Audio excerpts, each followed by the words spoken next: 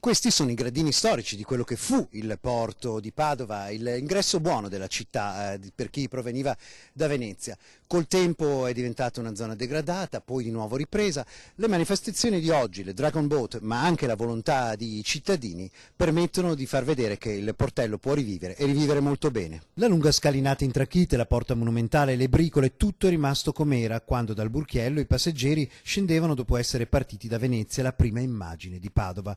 Poi una storia di degrado e marginalizzazione, i tanti tentativi di far rivivere una delle zone più caratteristiche di Padova tra il centro e gli istituti universitari, tuttora viva, a volte troppo poco. Il portello, insomma, non conosce le mezze misure, tanto che i cittadini che lo abitano, in spirito familiare ma anche di servizio alla città, considerano la possibilità di pulire e di fare da soli, su base volontaria. Ci siamo fatti ispirare dalle trash challenge che stanno andando tanto di moda sui social per prendere coscienza e ripulire il nostro pianeta, nello specifico il nostro quartiere che è il Portello a Padova, abbandonato dalle istituzioni per la maggior parte dell'anno, soprattutto nei periodi più caldi quando gli studenti festeggiano, si divertono e poi lasciano veramente la sporcizia a noi che invece viviamo tutto l'anno, tutti i giorni dell'anno. Le immagini che ci fanno vedere sono esemplificative dell'incuria e anche della maleducazione. Il biglietto da visita della città antica è troppo spesso una discarica e una palestra di inciviltà.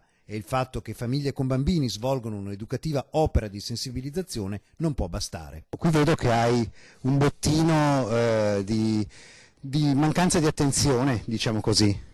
Sì, basterebbe veramente poco che chi fuma, chi sporca faccia un po' più di attenzione e dall'altra parte per quelli che non riescono a fare attenzione che ci sia un'istituzione che ci aiuti e che ci sostenga soprattutto per quanto riguarda l'ordine pubblico e la polizia. L'appello è semplice, da un lato più educazione, dall'altro aiutateci anche voi a pulire, vedrete quanto è bello il nostro portello.